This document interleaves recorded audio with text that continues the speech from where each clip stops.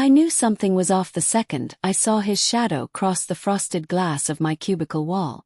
It was barely 11 o'clock a.m. and my manager, Tom, had that hurried clipped walk he only used when he was about to swing his weight around. He didn't bother with good mornings or small talk. Instead, he stopped at the edge of my desk and said, flat and cold, "Shut down your workstation and leave." No explanation, no context, just an order. Now, in a normal office that might mean grab your bag, take an early lunch, maybe we're having an impromptu fire drill. But this wasn't a normal office, and Tom wasn't the type to do favors. My desk wasn't just a desk. It was the only terminal directly linked to our biggest client's live feed. A high-security connection that streamed real-time product data, monitored inventory, and coordinated distribution for a launch that had been in the works for months. I didn't say anything right away, just looked up at him. His jaw was tight, like he was daring me to challenge him. "You heard me," he added, crossing his arms. "Do you want me to log out of the monitoring software or actually power down the system?" I asked, deliberately slow. He rolled his eyes. "Don't play games. Full shutdown." Now I could have asked why. Could have reminded him the CEO had been checking in daily on this project. But years of working under Tom had taught me that reasoning with him was like trying to teach a brick to swim. So I just nodded, turned back to my screen, and began the shutdown sequence. The secure console flickered through its warnings, disconnecting live stream, terminating processes, severing data feed. Each confirmation prompt felt heavier than the last. It took less than 60 seconds to pull the plug on months of careful setup. The screen went black. The terminal fan wound down to silence. It was done. I logged the action in the system audit. Client feed terminated per manager instruction. No flourish, no commentary. Just a fact that would stay there forever. "Leave your badge on the desk," Tom said. I took it off my lanyard and set it down. "Am I coming back?" "Yes." Merc. "We'll see. Take the rest of the day. I'll handle things from here." He didn't wait for me to pack my bag, just turned and strode off toward the elevator. I watched him go, my mind already turning over the decision he'd just made. Tom had never liked that I was the only one trusted with the live feed terminal. I'd built the system from scratch when the client signed with us. A secure connection no one else in the department knew how to maintain. I documented everything, of course, but the CEO had insisted the live feed remain in my control for security reasons. Tom called it territorial. I called it keeping a $2 million contract from collapsing. He didn't understand the stakes. Or maybe he didn't care. I took my time gathering my things. My phone buzzed, with a couple of Slack pings. Random chatter about lunch plans. Out of habit, I checked the feed status on my personal device, even though I already knew what I'd see. Fline, completely dark. Wouldn't notice the difference immediately. He'd head to lunch, probably brag to someone about finally taking control of the feed. But I knew exactly what would happen next. The client had a major product launch in 2 hours. Their marketing campaign was synchronized with the live feed. Their distributors standing by for green light. Signals only the system could send. Every minute offline was a minute closer to chaos. I walked past the reception desk, keeping my pace steady. Heading out early. The receptionist asked. "Something like that," I said with a small smile. The elevator doors closed behind me and, for a brief moment, I considered going home and letting the chips fall where they may. But the truth was, I wanted to see it. I wanted to be there when Tom's decision detonated in real time. Instead of heading for the street, I went down one floor to the small cafe that overlooked the lobby. Ordered a coffee, sat by the window with a perfect view of our office entrance. 25 minutes later, Tom returned from lunch.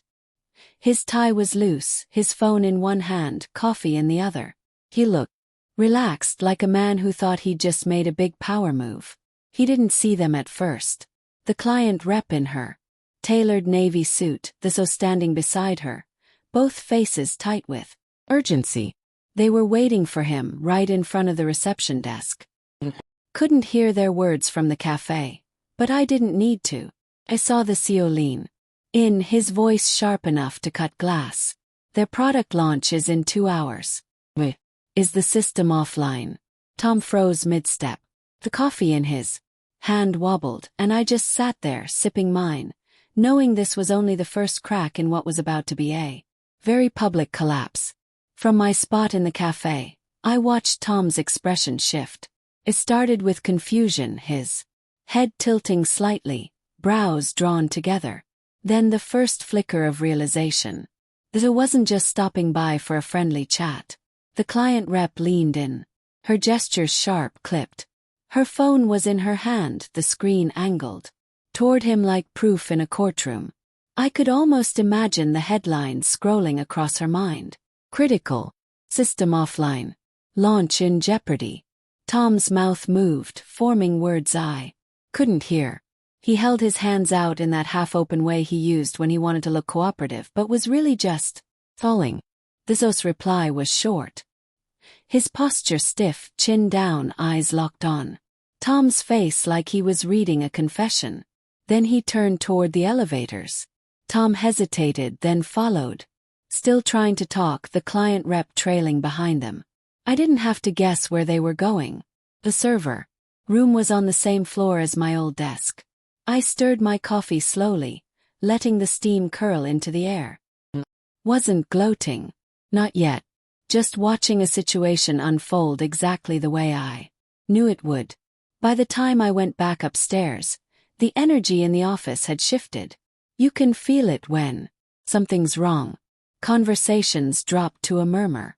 People glance toward closed doors. The air feels thinner. Somehow. 2 of the junior analysts were huddled near the printer, speaking in low voices. One of them spotted me and straightened.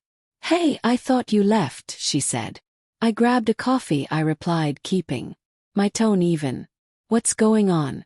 They exchanged a look. "The feed's down." The other one whispered. "The client's here. Tom's in the server room with the COO and they don't look happy." Gave a small sympathetic nod. The kind you give when you're pretending to be surprised. Through the glass walls of the conference room, I caught sight of Tom pacing, hands on his hips. He stood by the table, phone to his ear. His free hand tapping against his leg in a steady, impatient rhythm. The client rep sat stiffly, arms crossed, gaze fixed on Tom like she was trying to bore a hole through him. It would be easy to think I wanted this, seeing him flounder, watching his smugness chip away in real time. But it was more complicated than. For months, I'd been warning him that the live feed was fragile in the lead-up to the launch. Not because the system was unstable. It wasn't, but because it relied on specific security protocols. The terminal was configured with encryption keys that couldn't just be copied and pasted somewhere else. Disconnected improperly, and the client servers would reject any attempt to reconnect. I'd sent him the documentation twice. He'd skimmed the first page and tossed it. "Right. This stuff's too complicated," he'd said once, laughing. "You tit people love to make it sound harder than it is." Except it wasn't too complicated. It was exactly as complicated as it needed to be to keep a $2 million contract safe from careless hands. The conference room door opened and the CEO stepped out, his expression unreadable. He walked straight past my desk without a glance, heading toward the CEO's office. "That was bad. Really bad." Came out a few seconds later. His face was flushed, color slightly askew like he'd been arguing and losing. He spotted me. "What are you doing here?" he asked. "Finishing my coffee," I said, motioning toward the paper cup on my desk. "You were told to leave and I was told to shut down the terminal," I said, my voice neutral. "I did exactly what you asked." His jaw tightened. "You could have warned me." I blinked at him, keeping my tone level. "Tom, I confirmed the order twice. You didn't want explanations, remember?" He didn't answer, just turned and stalked back toward his office. By mid-afternoon, the whispers had spread. People were checking their phones, probably reading client emails or internal messages about the launch. Delay. The junior analysts were pulling up older backups trying to find a workaround. But I knew it wouldn't work. The system wasn't designed to be patched together in an emergency. That was the point. We'd built it with strict security in mind. Any deviation, and it shut down rather than risk data corruption or leaks. And here's the thing about high-profile launches. They're like domino lines. One piece falls and everything else follows. Marketing campaigns stall, distribution freezes. Contracts start bleeding penalty clauses. I kept my head down, answering a few unrelated emails, acting like I wasn't listening when snippets of the unfolding disaster drifted over the cubicle walls. Around 4 p.m. I saw the client rep leave. She didn't shake Tom's hand. She didn't even look at him. The zoo escorted her to the lobby, his posture rigid. Tom stayed in his office, blinds drawn. I sat there letting the weight of the day settle in. I hadn't engineered any of this. I hadn't pulled a stunt or sabotaged anything. I'd simply followed an order to the letter. And now the consequences were piling up. In a neat, unavoidable stack on Tom's desk. The thing about moments like this is they reveal something important, not just about the people involved, but about the environment you're in. A good leader takes responsibility. Bad one looks for someone to blame. And I had a sinking feeling that tomorrow Tom would try to make this my fault, which meant I'd need to be ready. I didn't expect to sleep much that night, and I didn't. My mind kept replaying the moment in the cafe, the zoo's face tightening as he spoke, Tom's coffee hand wobbling, and then fast-forwarding to what I knew was coming next. Corporate disasters don't stay quiet for long. By morning, emails would be flying, calls would be made, and somewhere along the line Tom would realize that the easiest way to save himself was to point the finger at me. When I walked into the office the next day, the shift in atmosphere was impossible to miss. People weren't making eye contact. Conversations stopped. When I got close, on my desk, a single printed sheet of paper waited. Meeting at 9 a.m. Conference Room B. Attendees: Tom H., Anna M., HR O. Subject line: no explanation, which told me everything. At 8:59 I walked into the conference room. HR was already there, her notebook, pen poised. The zoo sat at the far end of the table, phone face down in front of him, expression like granite. Tom was leaning back in his chair, one arm draped casually over the backrest, the other holding a pen he kept tapping against the table, trying to look relaxed. "Anna," he said, giving me a smile that didn't touch his eyes. "Let's go over what happened yesterday." I sat down, placing my notebook on the table. "Course." Tom leaned forward. The live feed went down right before a major client launch. This caused significant disruption and reputational damage. Now, as I understand it, you were the last person to operate the terminal before it went offline. The zoo's gaze stayed on me, unreadable. HR's pen hovered over the page. "That's correct," I said evenly. I shut it down. Per Tom's direct instruction at approximately 11:04 a.m. yesterday. The action was logged in the system audit. Tom shifted in his chair. "You could have told me it was linked to the client's feed. Instead you just did it." I met his eyes. "Tom," I confirmed the order twice. The second time I asked if you wanted me to delete the connection. You said yes. You didn't ask for an explanation, and you've told me in the past to avoid overcomplicating things. The zoo's head tilted slightly. "Did you know the shutdown would sever the client's launch feed?" "Yes," I said. "I also knew it couldn't be reconnected without reauthentication, which requires compliance approval. That's why I asked for confirmation twice." Tom laughed lightly, shaking his head. "She's framing it like I just signed off on tanking the launch. That's not what happened." I didn't look away. The audit log contains the exact text. "Client feed terminated per manager instruction. Timestamp immutable." Though turned toward Tom. "Is that Accurate. Tom hesitated. It may be how it appears, but I didn't know what I was authorizing. And yet you authorized it. Though said, his tone still flat. Char. Scribbled something down without looking up. The meeting wrapped after 30 more minutes of circling the same drain. Insisting he wasn't told.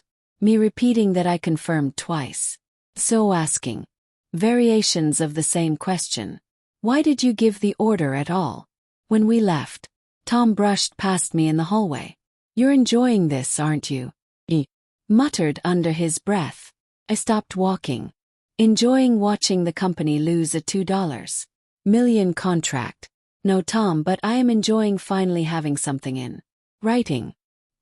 He froze for just a second before continuing down the hall. By lunch, word had spread even further. I could feel eyes on me in the break room. Hear the low hum of speculation in the corridors. People love a scandal, especially when it's internal. I kept my head down and worked. There were still other clients to manage, other projects to run. This is office. Door stayed shut most of the afternoon, and Tom's blinds were drawn again. Around 3 p.m., an email from HR landed in my inbox. Please prepare any documentation, correspondence, or notes relevant to the events of yesterday. Forward directly to me before 10 a.m. tomorrow. That was the moment I knew Tom's situation was worse than he realized. Sure doesn't put things like that in writing unless they're building a case. And I had plenty to give them. Back at my desk, I opened a folder on my personal drive. Every email where Tom dismissed my concerns, every meeting. Note where he'd waved away security protocols. Screenshots of Slack messages where he'd bragged about streamlining by cutting corners, all time-stamped, all archived. I didn't need to manipulate anything. The truth was enough. By the time I shut down for the day, I had a neat, ordered file ready to send, a factual clinical record of how we'd gotten here. Tom thought yesterday had been the crisis. He hadn't realized yet. It was just the first crack. I woke before my alarm. The gray light of an overcast morning, cutting a thin line across my bedroom wall. My phone was face down on the nightstand, but I didn't need to check it to know what would be waiting. Emails, pings, calendar holds that looked innocuous at a glance and felt like subpoenas when you opened them. I got to the office 10 minutes early. The building's lobby smelled faintly of bleach and overbrewed coffee. Upstairs, the floor was too quiet. That particular don't make noise around a wounded animal quiet. At 8:07 a.m., the CEO sent a calendar invite. 9:30 emergency client status and next steps. Attendees, CEO, COO, HR, legal, IT lead, Anna, Tom. Legal. That told me the temperature. At 8:22, HR replied to my document. Submission with a one-line email. Receive. Thank you for the thoroughness. No emojis, no softening adjectives, just acknowledgement. Clinical like a gloved hand placing a file on a steel table. Made TI. Didn't want and stared at the steam until it disappeared. My screensaver reflected me back. Blouse crisp hair. Neat eyes steady. You wouldn't have known my heart was doing that controlled drummer's role it does before fire drills and presentations. At 9:27, I walked into the big conference room. The blinds were half open, winter light flattening everything to the same paper color. The CEO stood at the head of the table with a printout in his hand. This sat to his right, jaw set. Char had lined up 3 pens next to her legal pad like scalpels. Our IT lead, Marcus, was already plugged into the projector. Tom took the seat far end like he could put distance between himself and the screen. The CEO didn't bother with greetings. The client's counsel formally notified us at 8:51 that they're invoking the penalty clause for launch disruption. He said they're also reserving the right to terminate for cause. He looked around. Table. $2 million in annual revenue at risk plus penalties. A stillness moved through the room, not shock, recognition. Joe nodded at Marcus. Show the sequence. Marcus brought up the audit trail. He scrolled past routine entries, timestamps ticking like metronome. Clicks. Then the line sat there in 14-point font, simple as a kitchen knife. 11:0417. Client live feed terminated per manager instruction. The CO didn't raise his voice. He didn't have to explain why that instruction was given. All eyes slid to Tom. He cleared his throat and tried on a reasonable smile. We were consolidating control of key systems. The terminal was owned by one employee. That's not scalable. It was the only terminal authenticated to the client's live feed. The COO said flat. The re-authentication window is measured in days, not hours by design. Removing it inside launch week is not consolidation. It's negligence. Tom's chin lifted a fraction. I was not informed that shutting down the machine would sever the live feed. If I had been warned, I kept my voice even. Yesterday at 11:02 I asked if you wanted a full shutdown or just a session logout. You said full shutdown now. Asked again if you wanted me to terminate the live connection. You said don't play games. Marcus clicked to the cross-reference. My terminal log, Slack timestamps Tom's calendar entry labeled Ops Cleanup. The timings nested together like puzzle pieces. No drama, just alignment. Legal spoke for the first time, glasses low on her nose. Ms. M, did you make any discretionary decisions beyond the instruction? No, I said I executed the command I was given and documented it. Did you withhold information that would have prevented the instruction? I asked for confirmation twice, I said. Mr. H has repeatedly directed me not to overcomplicate explanations. Kept my language simple. I also sent him the security protocol summary last week. I slid a printed copy forward. This one. Char took it without looking up. Joe didn't move. He just watched Tom. Leaned toward the table, palms up, voice warmer now, like we were old friends who'd had a small misunderstanding. Look, the core issue is single-point failure. We can fix that by distributing access.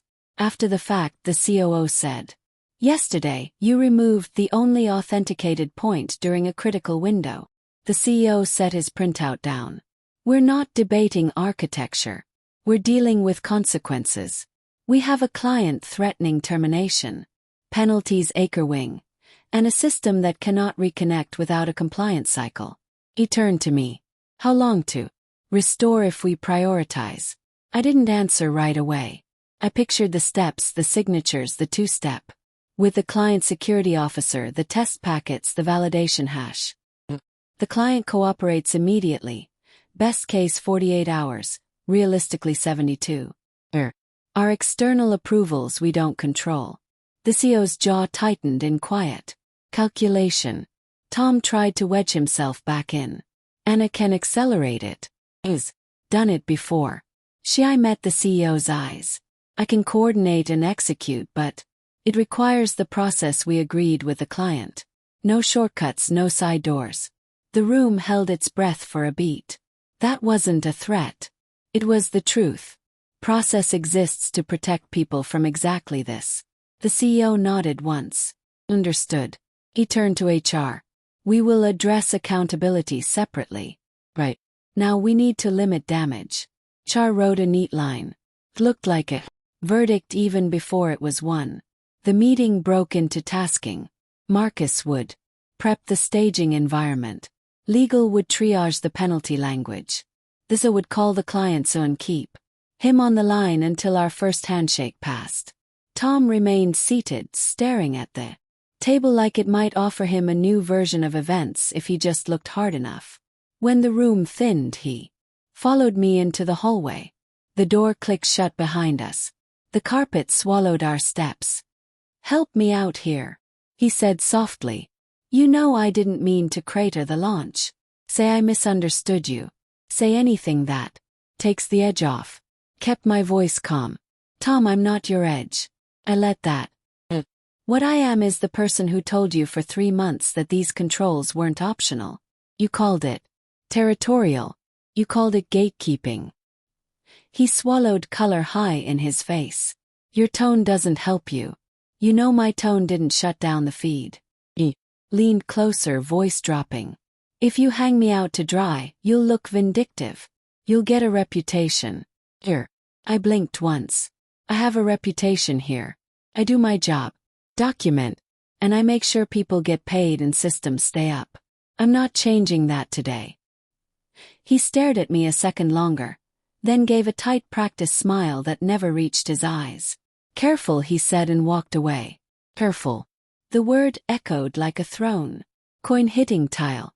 At 11:15, the CEO asked me to join a call in his office with a client team. Their security officer sounded tired but professional.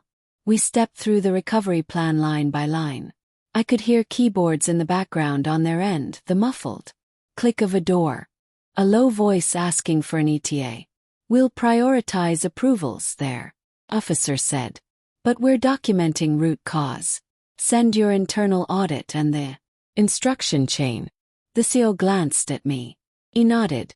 You'll have everything within the hour, he said. We ended the call with timelines no one liked but everyone could live with. The CEO exhaled once long. Thank you, he said to me. Not warm, not cold, just real. At my desk, I packaged the logs, the Slack confirmations, the security summary I'd sent last week, the change control calendar. Facts lined up in a row, each one small together, a wall. 12:42, the CEO's assistant put a 30-minute block on my calendar. 3 p.m. follow-up. And accountability. Tom was on the invite. Chart 2. I saved my work and looked out across the office. Phones rang, printers hummed. A laugh surfaced and died. Quickly. From Tom's office, the blinds were open again. He was on the phone, gesturing with a pen. His smile visible even through glass. Spin in progress. I thought about the message buried under the mess. Systems don't fail because someone followed a process. They fail when someone in a hurry decides the rules are optional. Leadership isn't about knowing every line of code or every clause in a contract. It's about knowing when to listen and when to ask the second question before you give the first order. I sent the audit bundle to legal CCHR and the COO. Then I stood to refill my tea. The kettle hissed softly. Steam rose and vanished. In the glass of the break room, my reflection looked like it had slept. 2:59, I was outside the conference room door. I could hear voices, low, contained. The way people talk when they're arranging heavy furniture and don't want to scratch the floor. Open the door. Tom was already seated. Back very straight, hands folded on the table like a student, hoping posture might count for extra credit. Char had 2 folders this time. The CEO looked up. We're going to set the record, he said. And for the first time since yesterday, I felt the ground steady under my feet. Not because the outcome would be easy. Because the truth was finally the only version left in the room. The door clicked shut behind me and for a second all I could hear was the HVAC hum. Steady, indifferent, the sound buildings make when they don't care who keeps their lights on. The CEO nodded to the chair across from him. His voice was level. Thanks for joining. HR slid one of the 2 folders toward the center of the table, the tab marked with a small piece of red tape. Tom stared at it like it might detonate. We're going to set the record, the CEO said, hands folded. I want the simple. He looked at me first. You shut down the live feed terminal yesterday at 11:04. Am correct. Kept my tone neutral. Per Tom's direct instruction, I confirmed twice. The action and the confirmation are in the logs I sent to legal at 12:42 today.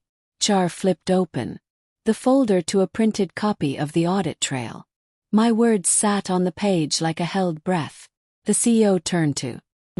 Did you give that instruction? Tom inhaled, shoulders lifting. I gave an instruction to clean up. I believed we were logging out of a session.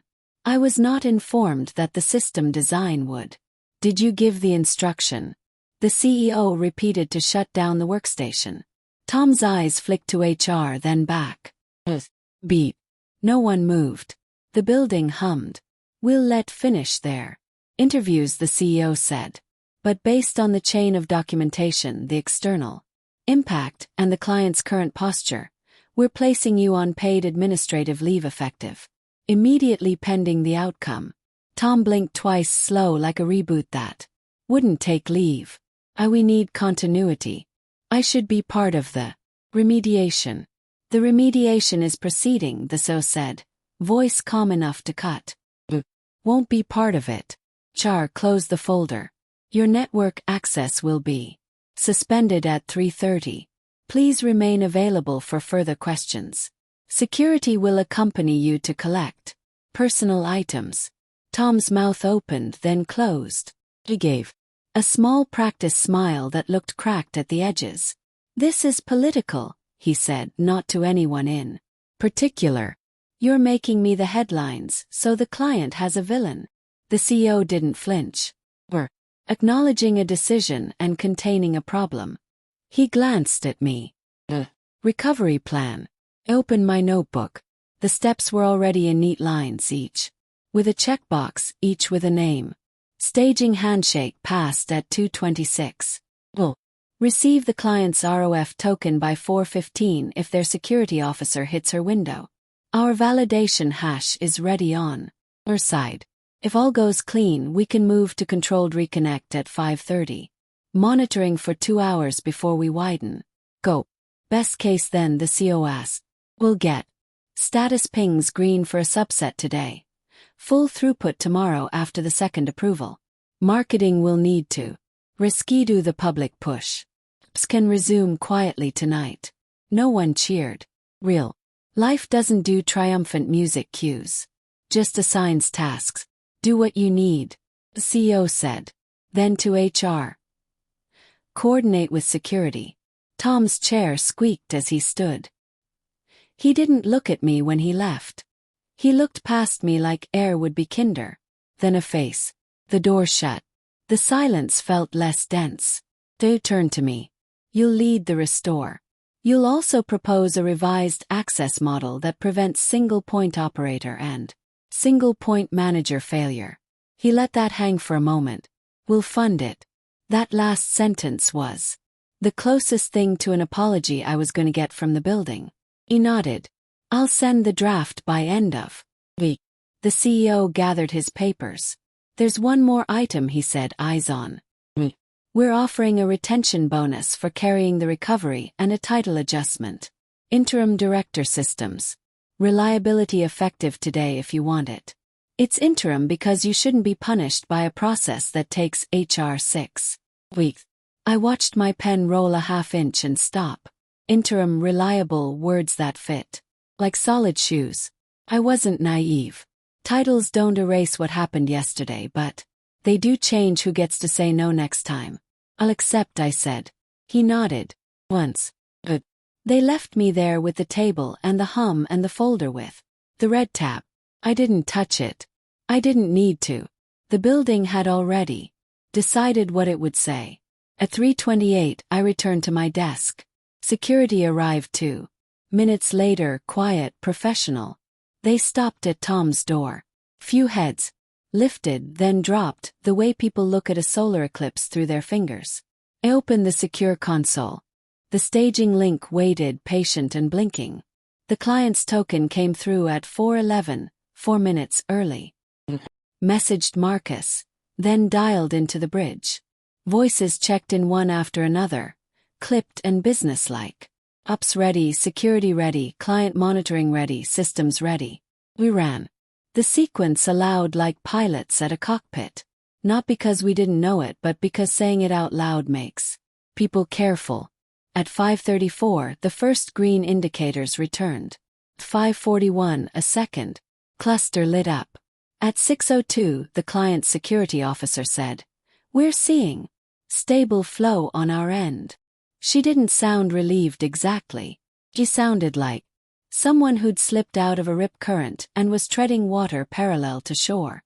"Hold at current scope," I said. "We'll widen at 7 if the logs stay clean." This unmuted just long enough to say, "Thank you."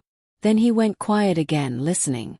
Leaders who know what they don't know are easy to follow. 7:06, we widened. Nothing spiked. Nothing. The lights kept stacking green. And the room around me still half full. Of people who had stayed because they understood that payroll and launches are synonyms for rent and pride started. Breathing like a body again. At 8:12 we ended the call. No speech. No victory lap. Just a list of follow-ups and a second bridge scheduled for 7 a.m. I shut my laptop and sat. Across the aisle, someone exhaled and laughed once. The kind that releases. Exactly the air it needs to and no more. The office smelled like stale coffee and warm plastic. The janitor's cart squeaked in the hall. On my way out I passed the glass wall of the conference room. The chair Tom had used was still slightly pushed back, like it remembered. He tried to make himself bigger in it. Security had been discreet. There was no parade. He would go home and call someone and say words like context and miscommunication, and no one told me. Maybe he would believe them. Maybe he wouldn't. Outside, the night air had that iron taste it gets before rain. Stood on the curb a moment, phone in my pocket, city noise folding and unfolding. Round me. My reflection in the window looked like a person who had done their job. That's the message, I thought. It wasn't about revenge. Not really. It was about the quiet math of responsibility. Systems don't care who's liked. They care who's careful. People get paid or they don't. Launches happen or they don't. You can manage by posture or you can manage by process. But only one of those survives contact with the real world. The next morning, the client's COO sent a 2-line email. Appreciate the speed and clarity. We'll suspend termination while we review. Continue with the revised access plan. No praise, no absolution, just oxygen. I forwarded it to the team. And I opened a new document and titled it Access and Accountability Model V1. Started writing the section headings I'd had in my head for weeks. Long before yesterday tried to make a point with a sledgehammer. At 9:03, an unfamiliar name pinged my inbox. An HR business partner from another division. Congrats on the interim role. When you come up for air, I'd like to talk about cross-training your approach to our other teams. I smiled just enough to feel it. The building hummed, the green lights held, and for the first time in days, the rhythm in my chest matched the steady blink of a system doing exactly what it was designed to do. Protect the people on the other end of the numbers.